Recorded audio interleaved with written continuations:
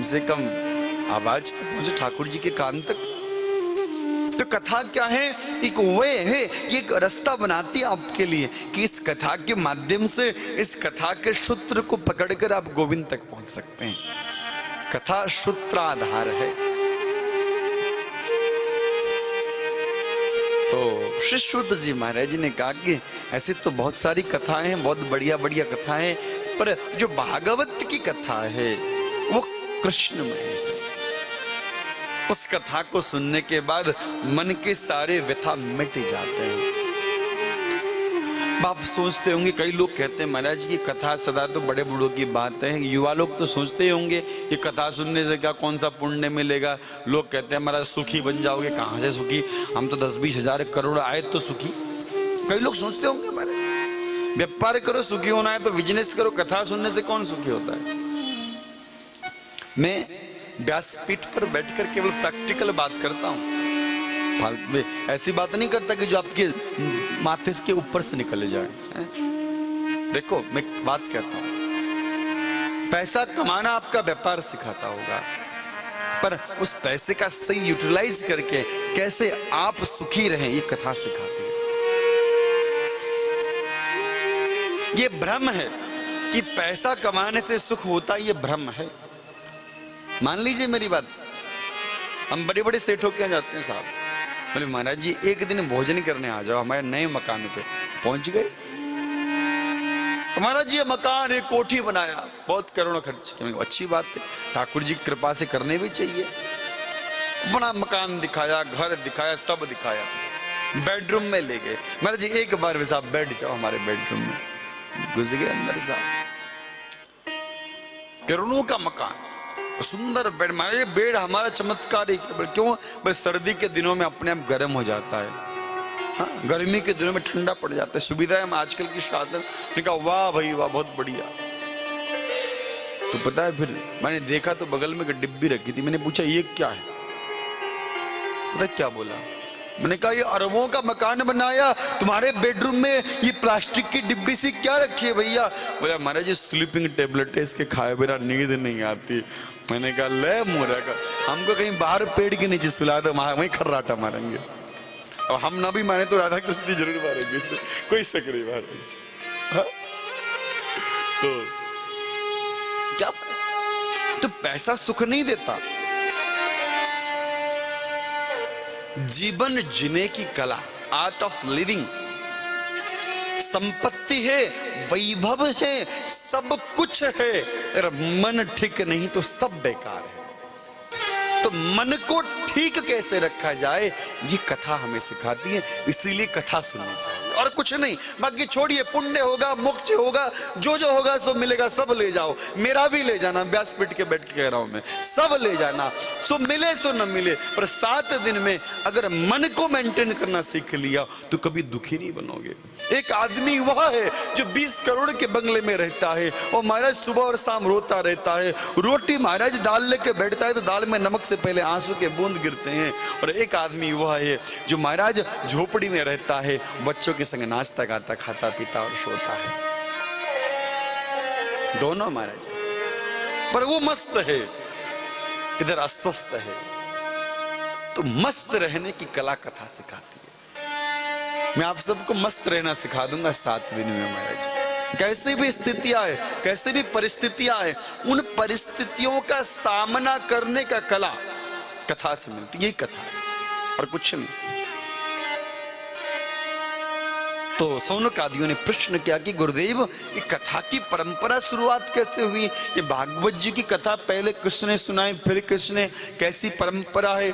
तो महाराज श्री सूत जी महाराज बोले ये कथा शुनकादिकों ने नारद भगवान को सुनाया, गोकर्ण ने धुंधुकारी को सुनाया, श्री सुखदेव भगवान ने परीक्षित को सुनाया। अच्छा, बड़ी गजब की बात है। नारद जी महाराज और 7 दिन बैठ के कथा सुन लिए, वो तो कहीं टिकते ही नहीं, चलते फिरते हैं। तब श्री शुद्ध जी महाराज कहते हैं कि श्री नारद जी महाराज और सनकादिकों का मिलन ऋषिकेश के ऊपर बद्रीनाथ धाम पे महाराज उधर हुआ। कैसे हुआ? तो बोले श्री नारद जी महाराज एक बार सोचे कि जिस पृथ्वी पर गोविंद गए उस धरा का एक बार दर्शन कर ले। देवलोक में तो बहुत रह लिए, तो उस धरा का भी दर्शन किया जाए। तो महाराज धरा का, पृथ्वी का दर्शन करने के लिए श्री नारद जी महाराज आए। तो महाराज देखा पृथ्वी का बेहाल। भगत महाराज राम मुंह में राम राम बगल में छुरी कर रहे हैं। लोग सोचते हैं ठाकुर जी केवल मंदिर में ही है। मैं देखा कई लोग मंदिर के भीतर जाके ज्योत जलाएंगे, प्रणाम करेंगे, स्तुति। कोई आदमी बुरी बात, मंदिर में ऐसी बात नहीं करते, तो फिर बोले बाहर जाकर कर लेंगे। हाँ, होता है कि नहीं बताओ? अरे भाई, देवियों माताओं के बाहर ठाकुर जी नहीं है, हैं? जले विष्णु स्थले विष्णु, विष्णु पर्वत मस्तके, ज्वाला माला कुले विष्णु, सर्वम विष्णुमयम जगत। कहां गोविंद नहीं है? कहां ठाकुर जी नहीं है? अरे बिना उनके हम हैं, यही गोविंद के यहां होने का प्रमाण है। हम हैं, इस गोविंद है तभी हम हैं, नहीं तो क्या हो सकता? कुछ नहीं। लोग सोचते हैं बाहर गोविंद भगवान नहीं तो बाहर ही। श्री नारद जी महाराज आए, बोले भक्तों का बेहाल। अच्छा, पंडितों के बारे में भी लिखा है पर बताऊंगा नहीं, अपनी बुराई खाए कर बैठे ऊपर बैठ के। हाँ, सो इसको छोड़ देते, स्किप करते हैं, आगे बढ़ते हैं। क्यों शर्मा जी, ठीक है? अब अपनी महाराज कहाँ शुरू हो जाए? तो एक बार जोर से बोलिए राधे राधे। तो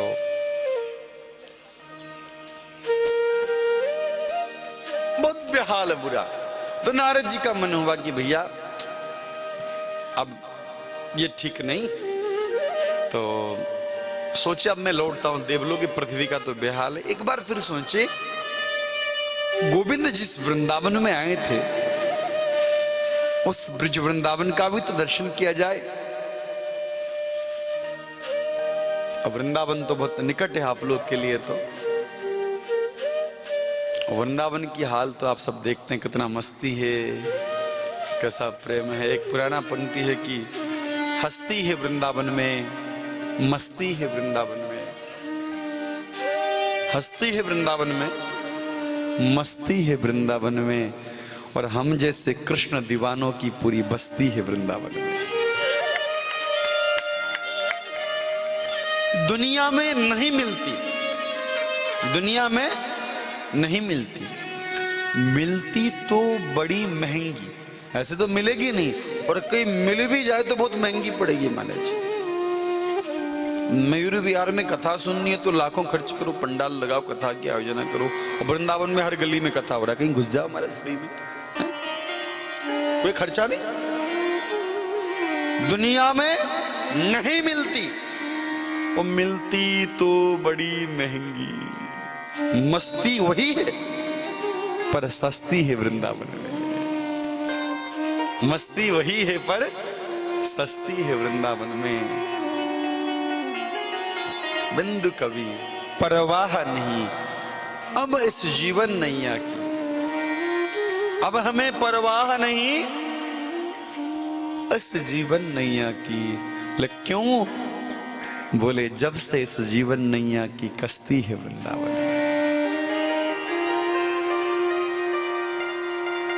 नारद जी का मन हुआ वृंदावन चले, हम भी चले। मन से वृंदावन पहुंचे, मन है पहुंचा है वृंदावन। चलो चलिए वृंदावन चलिए कि जहाँ मेरा श्याम बसता। आओ चलिए वृंदावन चलिए कि जहाँ मेरा श्याम बसता। आओ चलिए वृंदावन चलिए कि जहाँ मेरा श्याम बसता। सभी गाइए कि जहाँ मेरा श्याम बसदा कि जहाँ घन श्याम बसदा, कोई जहाँ मेरा श्याम बसदा कि जहाँ घन श्याम बसदा। आओ चलिए, आओ चलिए वृंदावन चलिए कि जहाँ मेरा प्यार बसदा। आओ चलिए वृंदावन चलिए कि जहाँ मेरा श्याम बसदा, कि जहाँ मेरा श्याम बसदा, कि जहाँ घन श्याम बसदा, कि जहाँ मेरा श्याम बसदा, कि जहाँ घन श्याम बसदा। आओ चलिए, आओ चलिए वृंदावन चलिए कि जहाँ मेरा प्यार बसदा। आओ चलिए वृंदावन चलिए कि जहाँ मेरा श्याम बसदा।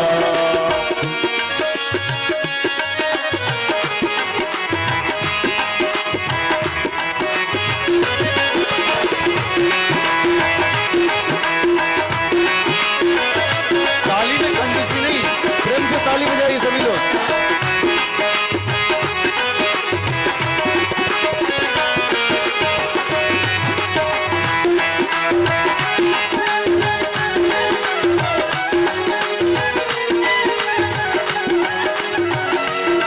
जहाँ शीतल कदम की छैया, छैया, छैया, जहाँ मुरलीधर कन्हैया, कन्हैया, कन्हैया, जहाँ शीतल कदम की छैया, छैया, छैया, जहाँ मुरलीधर कन्हैया, कन्हैया, कन्हैया, जहाँ रस बरसे मन हरसे कि जहाँ मेरा श्याम बसदा।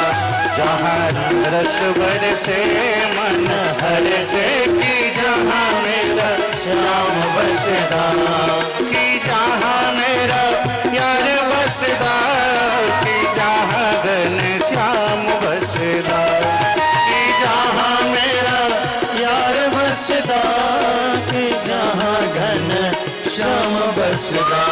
आओ चलिए, आओ चलिए वृंदावन चलिए कि जहाँ मेरा श्याम बसदा। आओ चलिए वृंदावन चलिए कि जहाँ मेरा श्याम बसदा।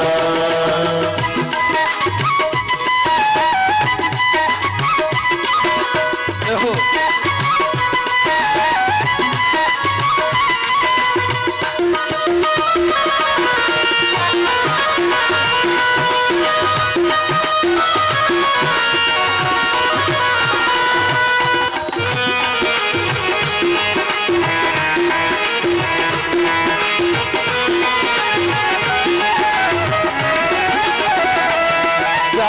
शीतल सलिल की धारा, धारा, धारा,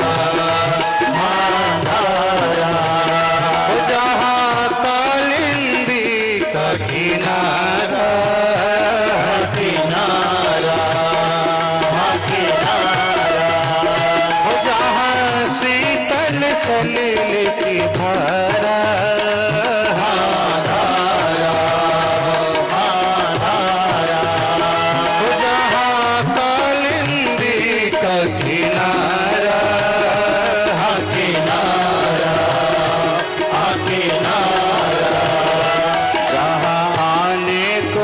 सुर मुनिवर से की जहाँ मेरा श्याम बसदा।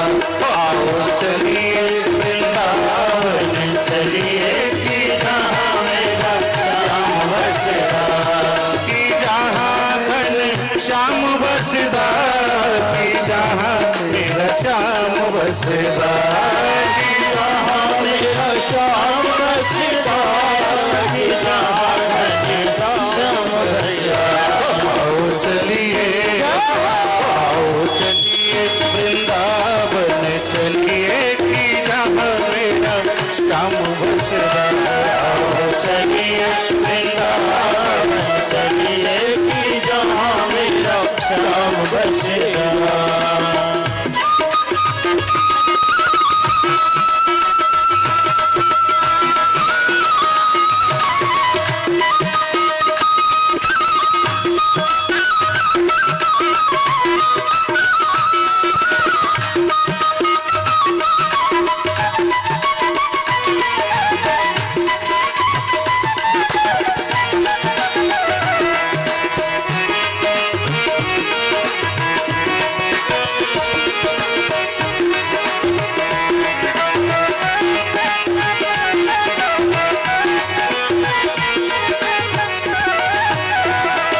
जहाँ कण कण में श्री राधा, श्री राधा, श्री राधा। जहाँ कण कण में श्री राधा, श्री राधा। राधा बिन है श्याम ही आधा।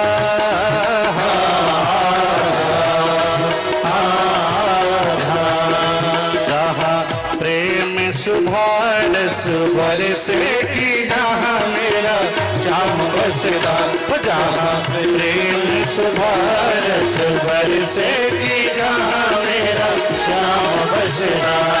कि जहाँ मेरा प्यार बसदा कि जहाँ मेरा श्याम बसदा। कि जहाँ मेरा यार बसदा कि जहाँ मेरा श्याम बसदा। आओ चलिए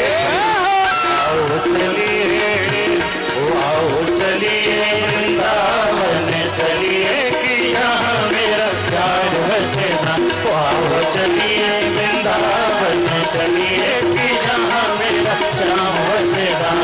कि जहाँ मेरा श्याम बसदा कि जहाँ श्याम बसदा। कि जहाँ मेरा श्याम बसदा कि जहाँ घनश्याम बसदा। आओ चलिए वृंदावन चलिए कि जहाँ मेरा श्याम बसदा।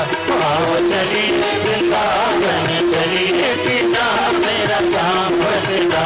आओ चलिए वृंदावन चलिए कि जहाँ मेरा श्याम बसदा। आओ चलिए वृंदावन चलिए कि जहाँ मेरा श्याम बसदा। बोले श्री वृंदावन धाम की जय, लाडली लाल की जय।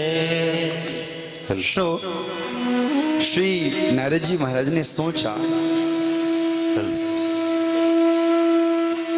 कि जिस वृंदावन में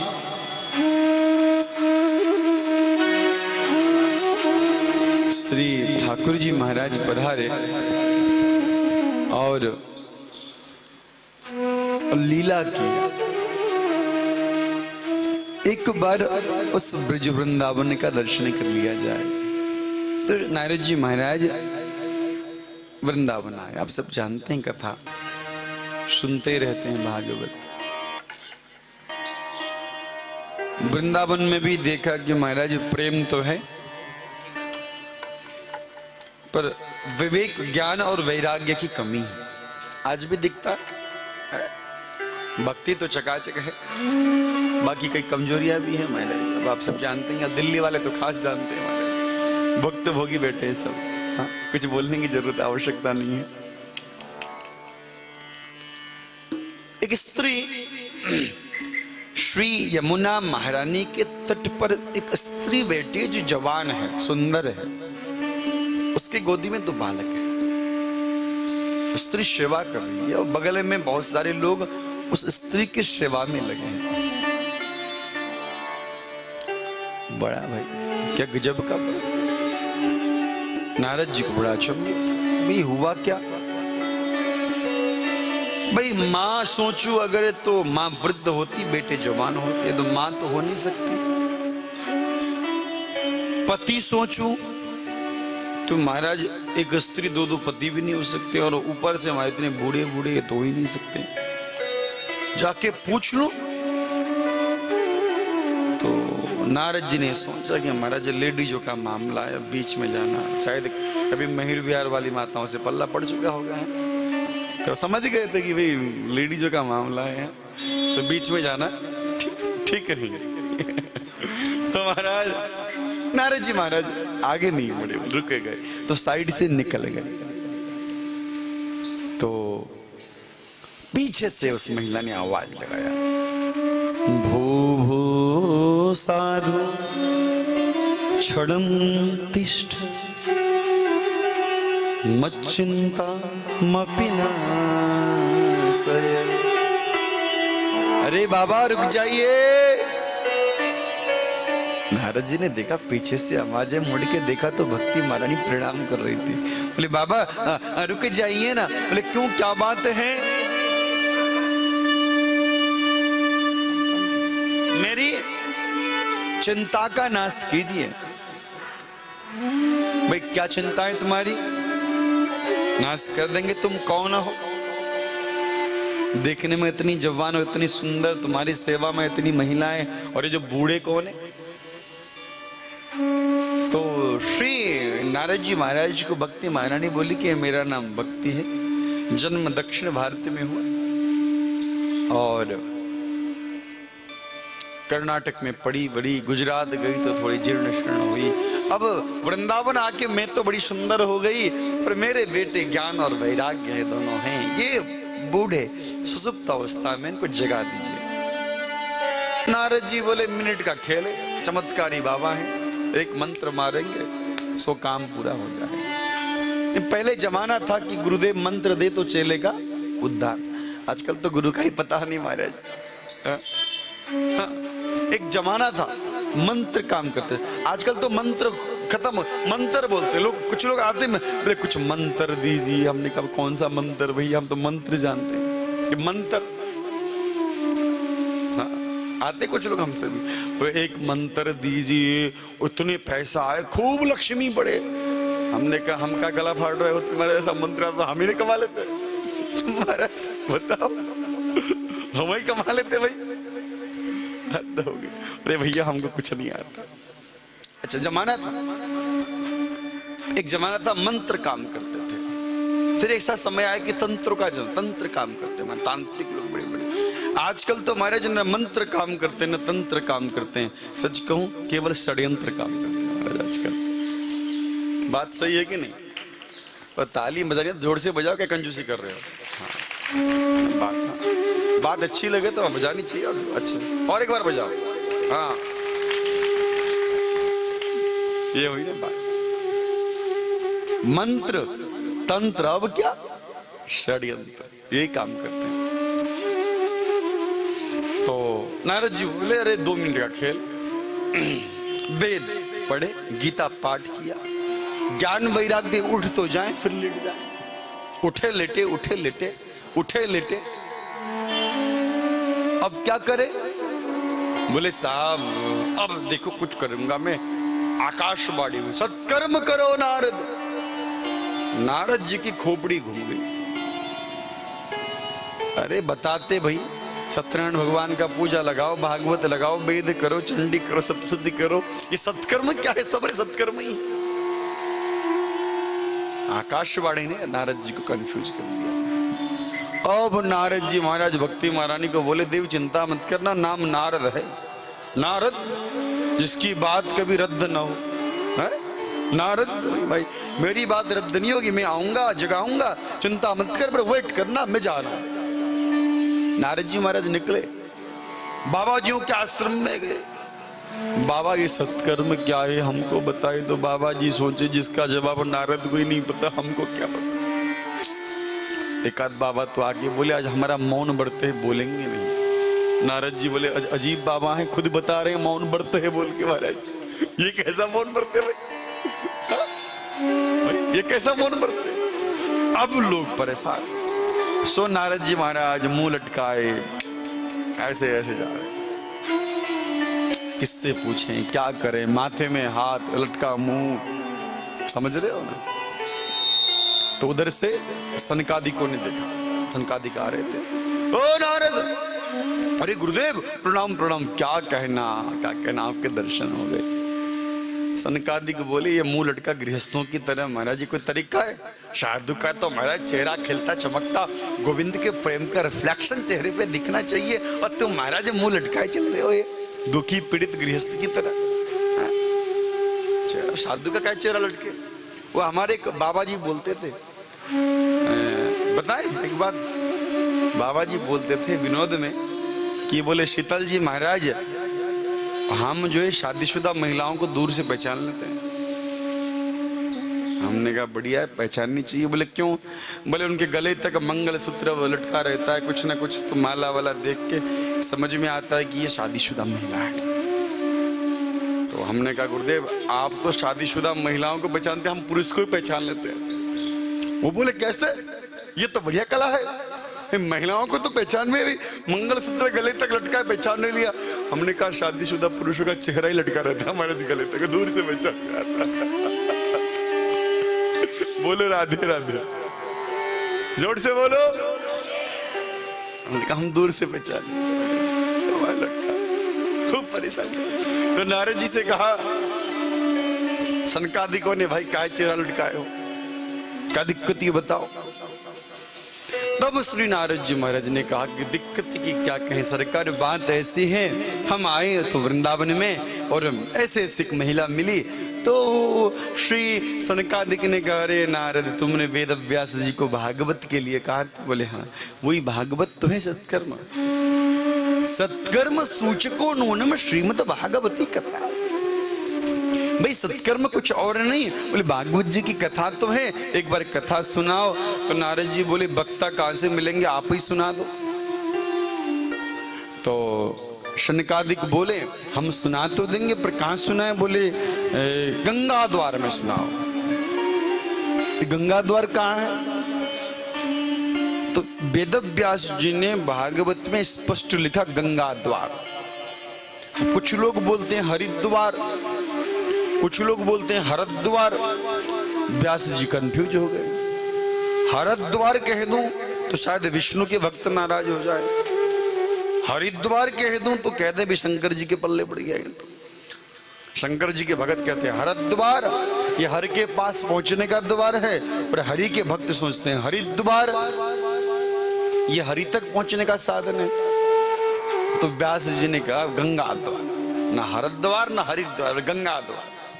गंगा के तट पे बड़े सुंदर बालुका का व्यासपीठ बना और श्री शनकादिक भगवान कथा सुनाने बैठ गए। सब संत पधारे, नारद जी ने सबको न्योता बांटा। कुछ लोग महाराज बिना न्योता के आए, और शास्त्र कहता है भागवत की कथा हो, भगवान की चर्चा हो तो जितना फल न्योते वाले को मिलता उससे ज्यादा हमारे बिना न्योते वाले को मिलता है। कि गोविंद के प्रेम की वजह से खींचा आया, किसी ने बुलाया नहीं। भाई कुछ लोग तो सामान्य हैं, जिन लोग को आयोजक ने बुलाया फोन करके, पर उनसे महान वो लोग हैं जो पॉकेट सी के गेट पे भारत फ्लैक्स देखे और सीधा पहुंच गए, उनको गोविंद ने बुलाया। साहब बड़ी बात नहीं आयोजक बुलाए हो रहा है, बड़ी बात तो तब है महाराज पॉकेट सी में महाराज एक मैया दूध खरीदने गई मदर डेयरी में, और सामने पोस्टर दिखा तो गोविंद ने महाराज भीतर मन में जाके कहा बिटिया चली जा कथा सुनने। तो महाराज वो मैया आ जाए तो महाराज उसका